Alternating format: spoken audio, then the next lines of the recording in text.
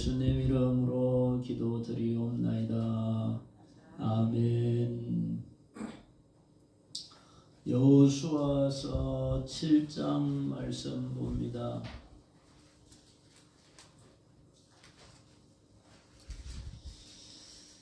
7장 20절 21절을 봅니다.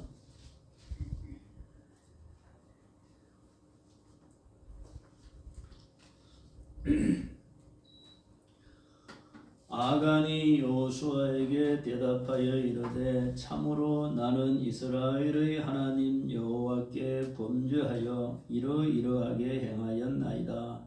내가 노략한 물건 중에 시날산의 아름다운 외투 한 벌과 은 200세겔과 그 무게가 50세겔 되는 금덩이 하나를 보고 탐내어 가져갔나이다. 보소서 이제 그 물건들을 내 장막 가운데 땅속에 감추었는데 은은 그 밑에 있나이다 하더라. 아멘.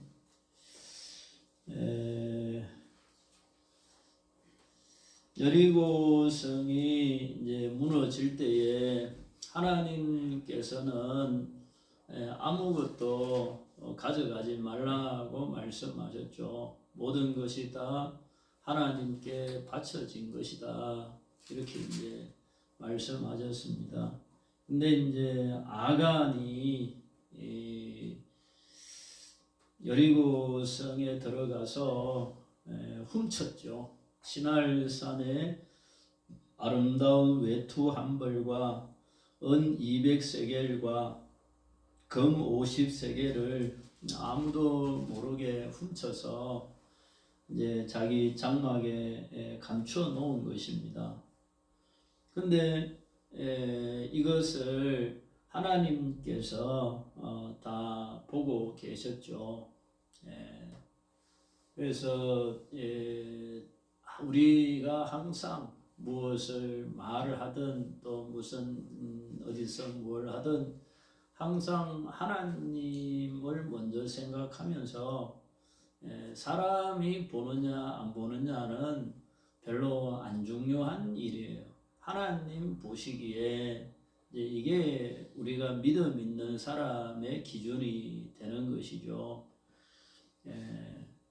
그래서 이 아간은 사람은 안 보는데 이렇게 속였지만은 하나님은 속일 수가 없는 것이죠. 그래서 제비 뽑기를 해가지고 이렇게 아간이 이렇게 당첨된 것이에요. 생각해 보면 이스라엘 12지파 전체 중에서 이렇게 아간이 뽑힐 확률적으로는 하나님이 아니면 불가능한 일이죠. 12지파를 제비 뽑고 또 제비 뽑고 계속 뽑아가지고 몇 번을 뽑아서 아간이 딱 당첨되게 된 것이죠. 그게 이제 하나님의 역사인 것이죠. 하나님이 다 알고 계시다. 이렇게 이제 아무도 모르게 한 일인데 하나님이 알고 계시다라고 하는 이런 일이 이 아간만 그러냐? 성경에 보면 몇 사람 더 나옵니다.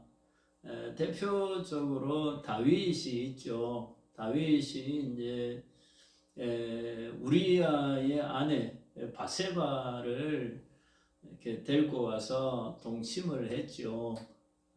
그때는 이렇게 아무도 모르는 것처럼 해서 동침을 하고, 근데 아기가 생겨가지고 이제 그 남편 되는 우리아를 전쟁터에 제일 앞에 내보내가지고 또 죽게 했죠. 그런 일들이 사람들 눈에는 표시 안 나게, 사람들 보기에는 뭐 우연히 된 것처럼 그렇게 됐지만은 너무 갈 뻔했잖아요.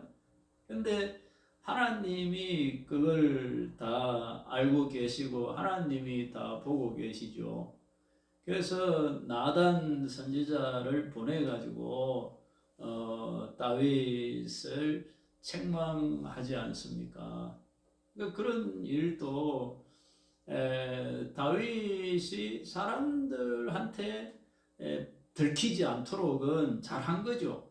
나단 선지자가 안 나타났으면 뭐 아무 일 없는 것처럼 넘어갈 수도 있는 일인데 하나님이 나단 선지자를 보내서 그렇게 하면 되느냐고 해서 다윗을 책망을 한 것이죠. 그리고 신약 성경에 와서도 사도행전 5장에 보면 그 아나니아와 삽비라라고 하는 부부 이야기가 나옵니다. 이제 거기는 이제 그 헌금하는 내용이죠. 이 바나바가 이 밭을 팔아서 헌금을 했습니다. 그러니까 이제 뭐 그걸 보니까 자기네도 할 마음이 생겨가지고 바나바가 저렇게 밭을 팔아서 헌금하니 나도 하면 좋겠다. 그때는 하고 싶어서 자기도 땅을 팔았는데 땅 팔 때까지는 헌금할 생각으로 팔았는데 돈이 딱 생기고 보니까 뭐 헌금을 다 못하겠는 거죠. 그래서 이렇게 좀 숨겨놓고 이제 나머지만 이제 헌금한 거죠. 근데 성령께서 그걸 다 알고 계시는 거죠. 하나님이 베드로가 아나니아에게 이렇게 말하죠. 네가 마음에 사탄이 가득하다 이러면서 이제 왜 성령을 속이고 땅값 얼마를 감추었느냐. 베드로가 이렇게 딱 아나니아에게 한 거죠. 여러분 목사가 베드로 같지 않은 것에 감사하시기 바랍니다. 그렇잖아요. 이게 헌금을 했는데 베드로가 딱 보고서는 너 왜 숨겨놨어 이렇게 그러면은 교회 다니기 얼마나 무섭겠어요. 목사님이 딱 보고서는 그렇게 하면은 그래서 뭐 아나니아가 죽었습니다. 그래서 그리고 이제 그 삽비라 아내 부인이 남편이 안 오니까 찾아왔잖아요. 찾아와서 이제 베드로가 그 부인 여자한테도 똑같이 물었죠. 이 땅 판 게 이게 다냐 이렇게.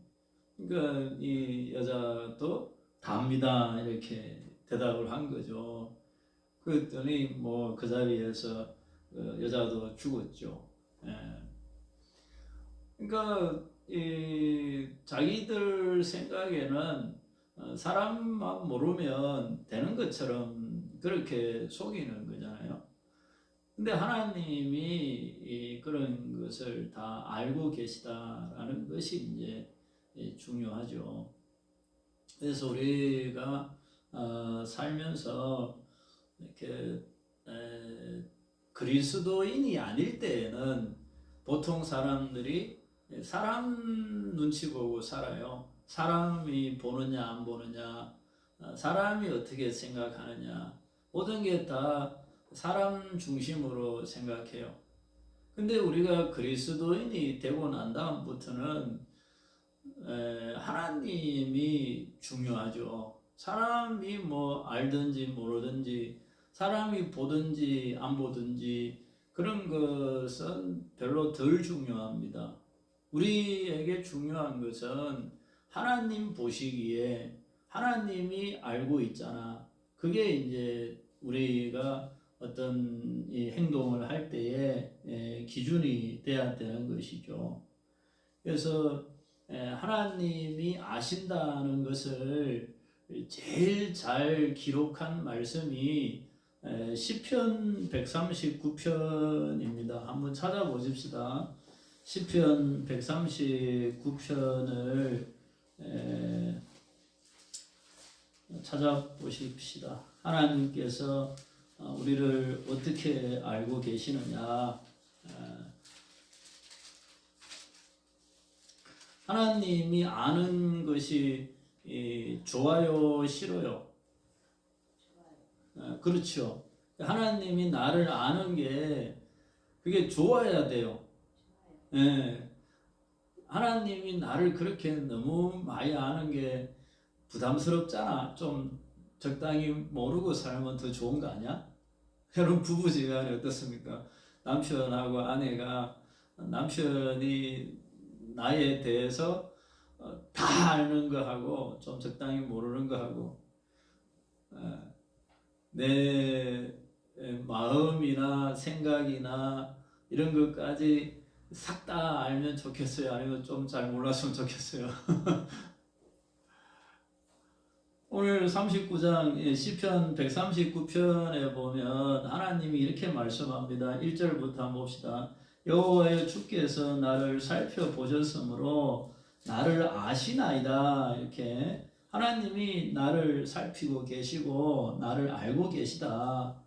어떻게 뭘 알고 계시느냐? 어떻게 알고 계시느냐? 2절에 주께서 내가 앉고 일어섬을 아시고 멀리서도 나의 생각을 밝히 아시오며 나의 모든 길과 내가 눕는 것을 살펴보셨으므로 나의 모든 행위를 익히 아시오니 여호와여 내 혀의 말을 알지 못하시는 것이 하나도 없으시니다. 이렇게 기록하고 있습니다. 그러니까 하나님께서 내가 어디에 앉아 있는지, 내가 누구랑 같이 있는지, 그건 다 안다 이거예요. 그리고 내 생각도 다 안다, 생각도.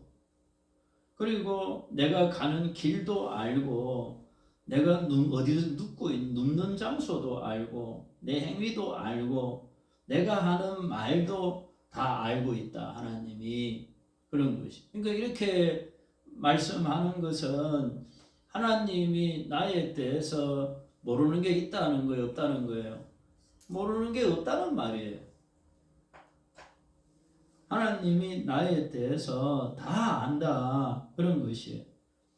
그리고 7절, 8절도 보면 내가 주의 영을 떠나 어디로 가며 주의 앞에서 어디로 피하리까? 내가 하늘에 올라갈지라도 거기 계시며 서울에 내 자리를 펼지라도 거기 계시니이다.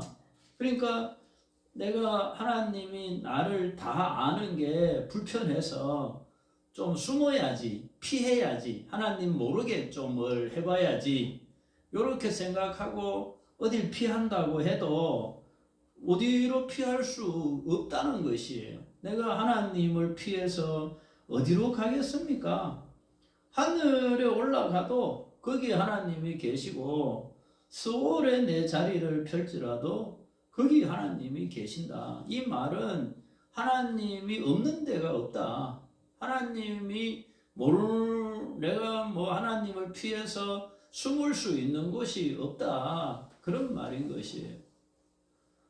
그래서 사람이 하나님 앞에서 뭔가 이렇게 숨기고 하는 거는 꼭 뭐와 같으냐 하면 그 애기들이 이렇게 숨바꼭질 이런 거 하면은 머리만 이렇게 이불 밑에 꼭 쳐갖고 있는 거잖아요. 그러면 자기가 뭐 숨어 있는 것처럼 하나님 앞에 사람이 꼭 그런 것이에요. 이렇게 어디 숨어서 뭐 모르게 뭘 한다고 하지만은 머리만 숨어가지고 하는 것처럼 하나님이 우리를 그렇게 보시는 것이에요. 그리고 9절 10절 말씀에도 하나님께서 나를 왜 그렇게 아시느냐, 왜 그렇게 살펴보시느냐, 그 이유를 9절 10절 이렇게 말합니다. 읽어봅시다. 시작.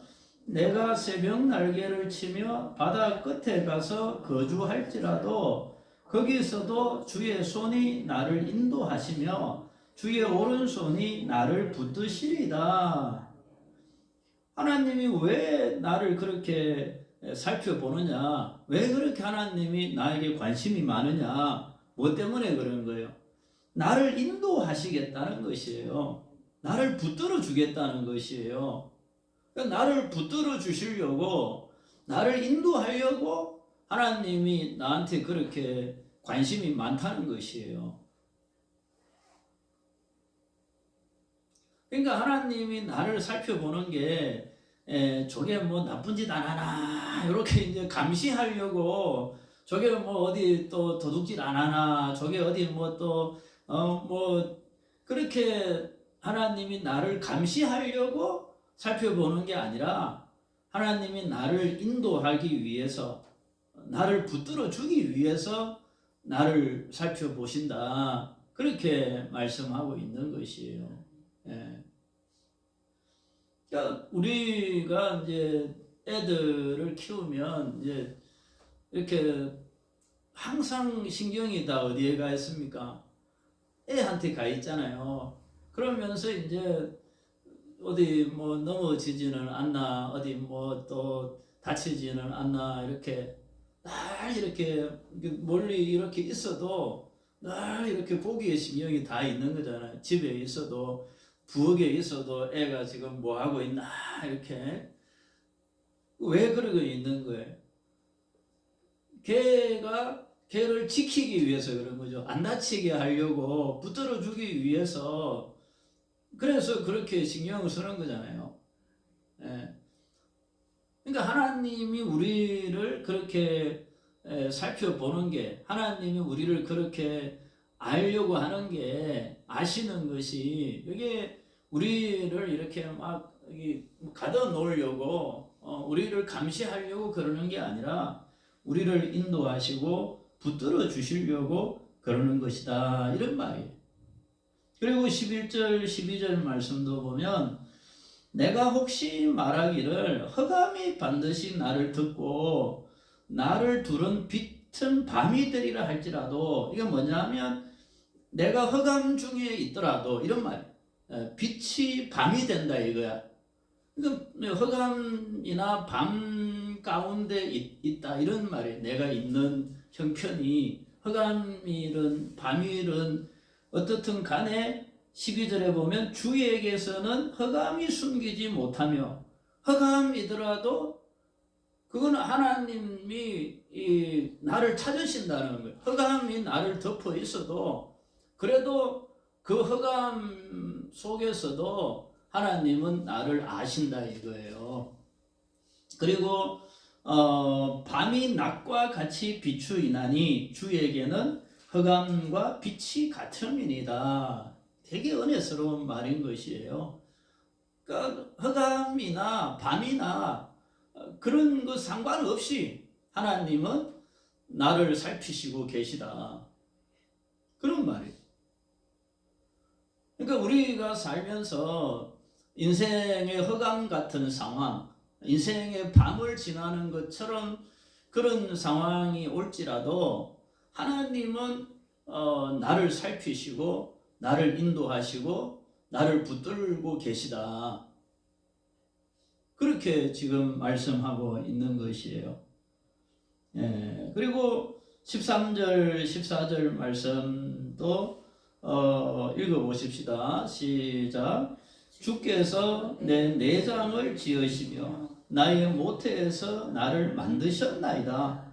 내가 주께 감사하옴은 나를 지으심이 심히 기묘하심이라. 주께서 하시는 일이 기이함은 내 영혼이 잘 아나이다. 그러니까 하나님께서 나를 아시는데, 하나님이 어떻게 나를 그렇게 잘 아느냐? 나를 지으신 이가 하나님이다 이거예요. 내 내장을 지으시고 모태에서 나를 만드신 이가, 나를 그렇게 기묘하게 신묘하게 나를 만드신 이가 하나님이시다. 그러니까 하나님이 나를 잘 알 수밖에 없다 이거죠. 그러니까 나에 대해서 하나님이 모르는 게 있다 없다? 하나도 없다는 것이에요.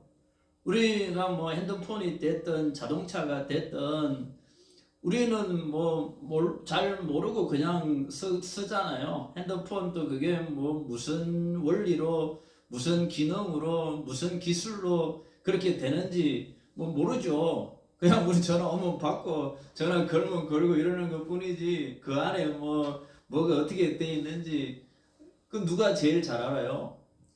그걸 만든 사람이 제일 잘 아는 거 아니에요, 그죠? 자동차도 마찬가지죠. 자동차도 그 우리는 뭐 시동 걸고 운전만 하고 다니지. 그게 무슨 기술이 들어가 있어 가지고 뭐 무슨 기능이 어떻게 돼 가지고 이렇게 돌아가는지 우리는 뭘 알아요. 근데 그런 거를 제일 잘 아는 사람은 누구예요? 그걸 만든 사람은 제일 잘 알죠. 그래서 하나님이 우리를 만드셨다고 하는 것은 그래서 우리가 만약에 고장이 나면 누가 치료할 수 있는 거예요? 나를 만드신, 나를 지으신 하나님이 나를 치료할 수가 있다. 이렇게 되는 것이죠. 자동차도 고장이 나면 만든 사람이 제일 잘 고치는 거죠.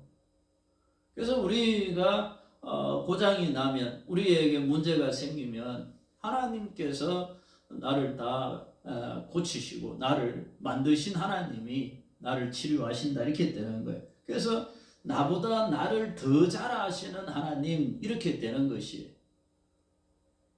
왜냐하면 하나님이 나를 만들었으니까 나보다 나를 더 잘 아시는 분이 하나님이시다 이렇게 되는 것이에요. 그래서 밑으로 쭉 그런 말씀들을 하고 있습니다. 그래서 결론은 어떻게 가느냐 하면 23절, 24절을 같이 읽읍시다. 결론, 이제 이 139편의 결론이 23절, 24절이에요. 시작.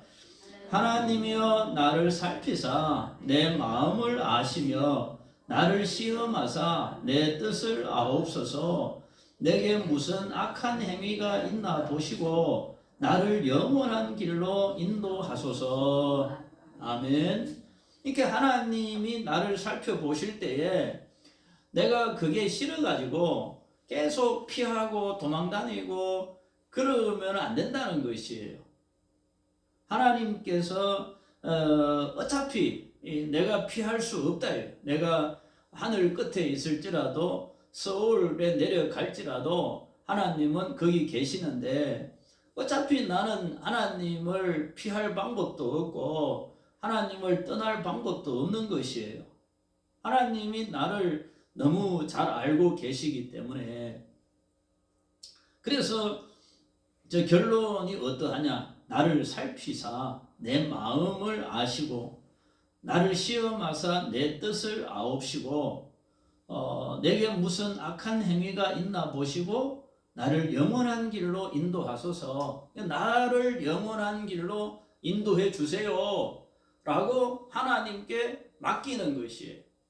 하나님께. 그러니까 내가 연약한 것이나 내가 부족한 것이나 내가 병든 것이나 이런 모든 것들을 하나님께서는 모르는 게 없다 이거죠. 내 생각도 아시고 내 마음도 아시고 내 말도 아시고 내가 어디에 있는지 무엇을 하는지 하나님이 다 아시니까 그러니까 그 하나님 앞에 그냥 내놓는 것이에요. 있는 그대로. 그리고 하나님께서 나를 살펴서 내 마음을 아시고 내 뜻을 아시고 나를 영원한 길로 인도해 주세요. 그렇게 하나님께 기도하는 것이에요. 그래서 이것이 여러분들의 기도가 되기를 바랍니다. 우리가 하나님 앞에서 부족한 것도 많고 잘 못하는 것도 많고 그렇지만 하나님 앞에 내가 내 자신을 그냥 내놓고 하나님 나를 인도해 주세요 라고 해야 되는 것이에요. 그걸 뭐 숨기려고 할 수도 없고 감추려고 할 수도 없고 하나님을 피할 수도 없잖아요.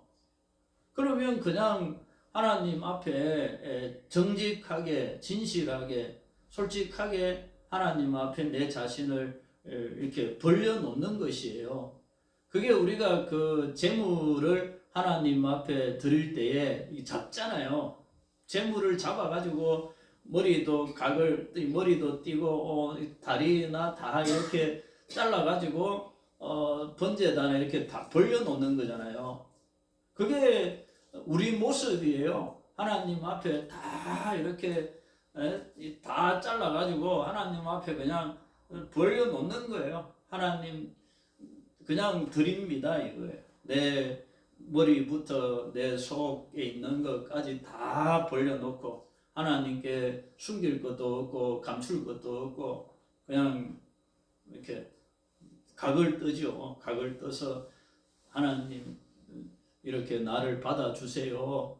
그래서 하나님이 나를 영원한 길로 인도해 주세요라고 그렇게 하나님께 드리는 것이죠. 그래서 아까 처음에 말씀했던 것처럼 하나님이 나를 안다고 하는 것은 불편하거나 불행한 일이 아닌 것이에요. 하나님이 나를 알아가지고 너 왜 그랬니? 막 이렇게 책망하고 너 막 그렇게 잘못했으니까 너 벌 받아야 돼. 너 혼나야 돼.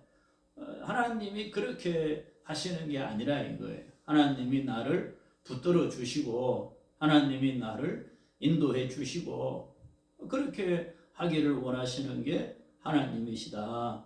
그래서 하나님 나를 영원한 길로 인도해 주세요. 이렇게 이제 가는 것이죠. 그랬을 때에 오늘 처음에 이야기했던 그 아간과 그리고 다윗과 아나니아와 삽비라가 이렇게 있잖아요. 보면은 아간도 하나님 앞에 범죄하고 잘못했고 또 다윗도 하나님 앞에 범죄하고 잘못했고 그 아나니아와 삽비라도 하나님 앞에 잘못을 했어요. 근데 그 결과가 엄청 다르죠. 아간은 끝까지 버티잖아요. 제비가 막 뽑혀가지고 자기에게 올 때까지 모른 척하고 안 그런 척하고 있다가 결국은 하나님의 진노와 심판으로 아굴 골짜기에서 이렇게 온 가족이 온 이 아간에게 속한 모든 것이 다 불태워져서 심판을 받죠. 그리고 아나니아와 삽비라도 베드로가 물을 때마다 계속 자기 숨긴 거 없다고 자기 감춘 거 없다고 하다가 결국은 죽잖아요. 근데 다윗은 나단 선지자가 와서 왕이 죄인입니다. 왕이 그렇게 범죄했습니다. 라고 할 때에 다윗이 무릎을 꿇고 하나님 앞에 금식하면서 회개하고 막 그러지 않습니까? 하나님이 원하시는 모습은 그런 모습인 것이에요. 엄밀히 따지면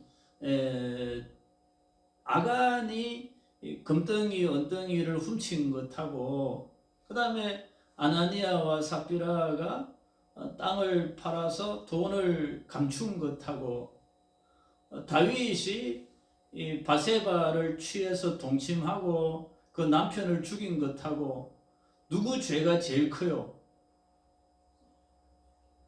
다윗의 죄가 더 훨씬 크죠. 아간이나 아나니아 삽비라는 물질을 훔친 거잖아요. 물질을 훔친 건데 다윗은 사람을 그렇게 죽이고 사람을 그야말로 왕의 권력을 이용해서 바세바를 동침한 것이잖아요. 죄로 따지면 다윗의 죄가 훨씬 크죠. 근데 하나님은 다윗을 용서한 것이에요. 왜냐? 회개했기 때문에 그런 것이에요. 그러니까 참 이게 어떻게 보면은 안 믿는 사람들이 들으면은 굉장히 불편한 내용이에요. 아니 그게 어떻게 말이 되냐? 이 사람이 훨씬 큰 죄를 지었고 이 사람은 이 사람에 비해서 별로 크지도 않은 죄인데 근데 하나님 앞에 회개했다는 것으로 이 사람은 용서를 받고 이 사람은 회개를 안 했다는 이유로 그렇게 심판을 받느냐? 안 믿는 사람들이 논리적으로 그렇게 되게 많이 이야기를 해요. 근데 하나님이 원하시는 것은 이 죄의 경중이 아니에요. 죄를 뭐 큰 죄를 지었냐 작은 죄를 지었냐, 사람은 그걸 이렇게 되게 많이 따지지만은 하나님은 하나님 앞에 정말 회개를 했느냐 안 했느냐, 하나님 앞에 무릎을 꿇고 회개를 해야 되는 일이죠. 그러면 하나님이 용서하시겠다라고 하는 것이 성경 전체에 흐르는 말씀이에요. 하나님이 용서하시겠다. 그래서 우리의 죄도 예수 그리스도를 믿으면, 우리 죄를 자복하고 그리스도를 믿으면 눈과 같이 희게 하겠다는 것이 하나님의 말씀이잖아요. 그러니까 안 믿는 사람들이 교회 다니는 사람이 죄를 엄청 많이 짓고도 예수님 앞에 회개하고 믿어서 구원받는다는 것을 되게 기분 나빠해요. 자기들이 훨씬 착하게 살았는데, 자기들이 훨씬 정직하게 살았는데, 그 예수님 안 믿었다는 이유로 자기네가 지옥 가야 되느냐? 그 교회 다니는 사람이 훨씬 죄를 많이 지었는데 예수 믿고 회개했다는 이유로 구원받아야 되느냐? 그걸 가지고 되게 시비를 많이 건단 말이에요. 근데 중요한 건 하나님이 그렇게 하겠다라고 그렇게 말씀을 하신 거예요. 성경 전체가 죄의 크기가 중요한 게 아닌 거예요. 하나님 앞에 무릎을 꿇고 하나님 앞에 회개하고 하나님의 은혜를 구하느냐, 계속 하나님을 찾지 않고 하나님 앞에 나오지 않고 숨고 피하고 그렇게 살 거냐. 하나님이 보시는 기준은 그것이 기준이에요. 하나님을 찾고 하나님 앞에 나와서 회개하는 자는 무슨 죄든지 용서하시겠다라고 하는 게 하나님의 말씀인 것이죠. 그래서 다윗의 그 내용이 어떻게 보면은 우리에게는 굉장히 위로가 되는 말씀이기도 한 것이에요.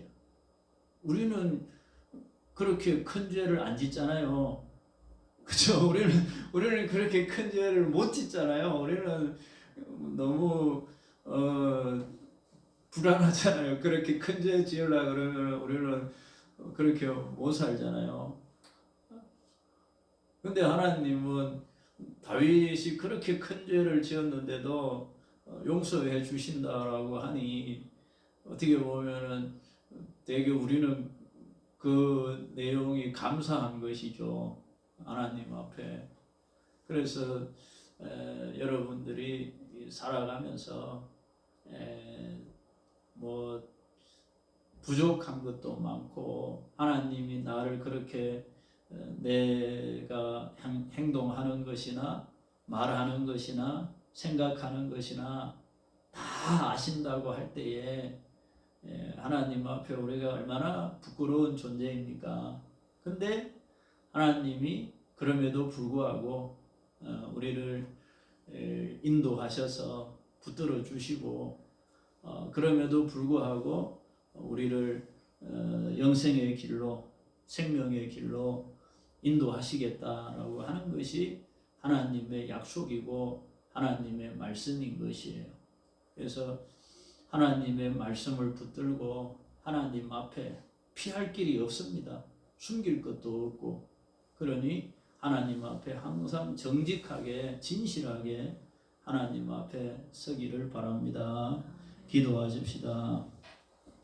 하나님 아버지, 하나님께서는 모르시는